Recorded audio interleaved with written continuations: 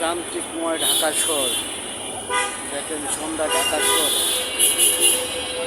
ধানমন্ডি রোডে কী পরিমাণ রিক্সা, city bike চলছে, সাথে প্রাইভেট কার।